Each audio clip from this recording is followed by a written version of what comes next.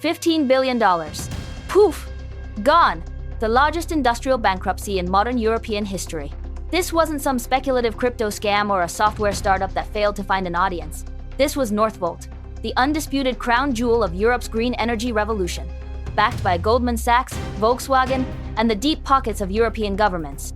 They had $50 billion in locked-in pre-orders before they even truly figured out how to make their product. It was supposed to be the ultimate counterpunch to Asian dominance in the electric vehicle battery market.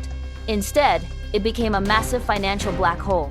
By March 2025, the Swedish behemoth officially filed for bankruptcy, leaving behind nearly $6 billion in debt, thousands of unopened boxes of specialized equipment, and a shattered illusion of European industrial independence. How does a company with virtually unlimited funding, unprecedented political backing, and a seemingly guaranteed market completely implode? The answer isn't just about a slowing EV market or bad luck. It's a story of blinding hubris, catastrophic mismanagement, and a fundamental misunderstanding of what it actually takes to design, construct, and scale the most complex manufacturing facilities on Earth from scratch.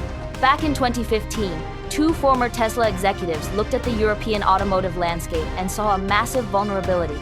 Europe was aggressively pushing for the electrification of its legacy automotive industry, but it possessed exactly zero capacity to build the lithium-ion batteries that would actually power those vehicles. They were entirely dependent on Asian giants, creating a severe geopolitical and economic bottleneck. Northvolt was born out of a desperate necessity to secure a sovereign supply chain. The pitch was intoxicating to politicians and investors alike. A homegrown, vertically integrated battery manufacturer powered entirely by cheap, renewable hydropower from northern Sweden. They wouldn't just make batteries. They would refine the raw materials, build the cells, and even recycle the old ones to create a perfect closed-loop ecosystem. It was an absolute masterclass in raising capital. Money poured in from every corner of the globe, $15 billion across multiple funding rounds. To put that in perspective, in China, that amount of capital could comfortably finance 5 major, fully operational battery manufacturers from the ground up. But Northvolt wasn't in China, and its leadership firmly believed that European engineering prowess would easily surpass the established Asian players. This was their first, and perhaps most fatal, miscalculation. They operated under the arrogant assumption that massive amounts of capital and sheer ambition could instantly buy decades of tacit manufacturing knowledge. The ambition on paper crashed spectacularly into the brutal reality of the factory floor. Building a battery gigafactory is not like writing software or assembling furniture.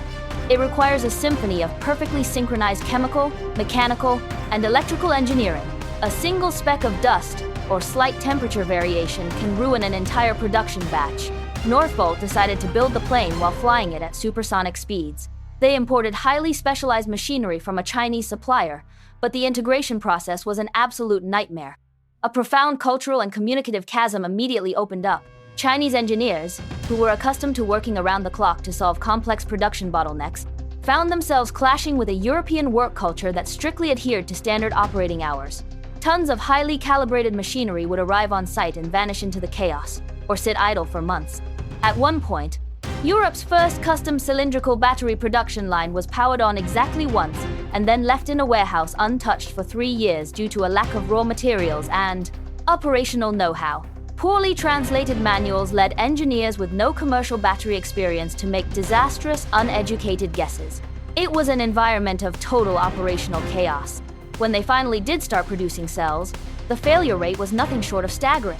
Insiders revealed that up to 80% of the batteries rolling off the line failed to meet basic safety and quality standards. They were essentially spending millions of dollars to manufacture highly toxic, incredibly expensive scrap metal. To manage the sheer volume of failure, they had to build a dedicated recycling center just to process their own defective products.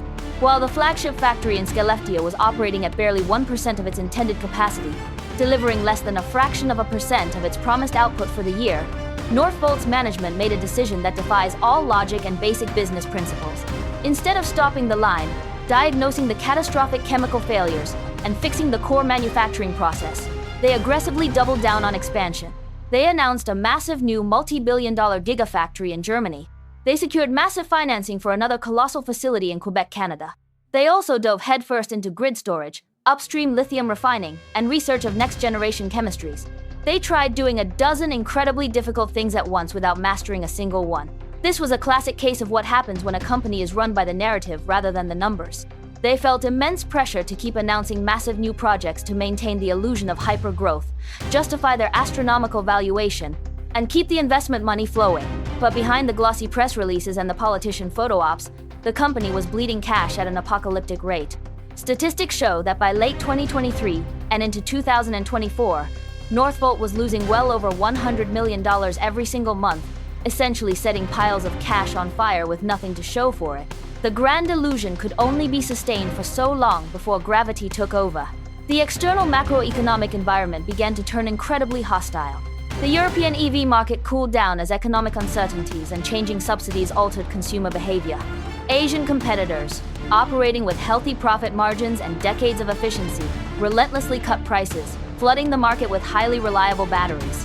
Northvolt's customers, who had been exceptionally patient for years, finally started to walk away.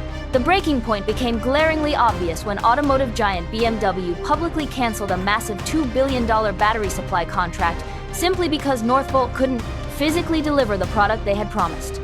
As anticipated revenue failed to materialize and the cash burn accelerated out of control, the $15 billion war chest rapidly evaporated. In November 2024, Northvolt filed for Chapter 11 bankruptcy in the US, desperately seeking a lifeline. Court documents revealed a horrifying financial picture.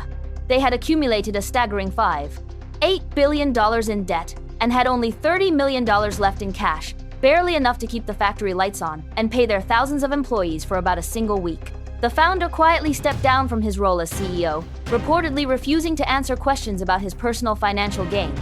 By March 2025, the inevitable final blow occurred. Unable to secure emergency funding or find a willing savior in the private sector, Northvolt officially filed for bankruptcy in Sweden. This triggered a devastating domino effect, wiping out billions in investments from public pension funds, state-backed loans, and government subsidies. The dream of a sovereign, independent European battery supply chain lay in absolute ruins. In a twist of brutal irony, the remaining assets and half-built gigafactories were scooped up in a liquidation sale by an American company, Lyten, in 2025. Once the proud symbol of European industrial independence, Northvolt was ultimately absorbed by a foreign actor. The Northvolt collapse stands today as a terrifying monument to the danger of unlimited capital, combined with unchecked, blinding hubris. It categorically proves that you cannot simply buy your way into an advanced, highly complex manufacturing sector without putting in the grueling, unglamorous, iterative work of mastering the absolute fundamentals. Leadership believed that because they had the best branding, the right political connections, and all the money in the world, the physics of mass production would simply bend to their will. They prioritized massive scale over basic skill, and aggressive public relations over strict operational discipline.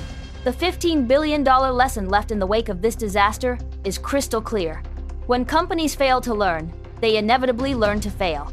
And Northvolt learned that lesson in the most expensive, publicly humiliating way imaginable, dragging the hopes of an entire continent's industrial strategy down with them into the abyss.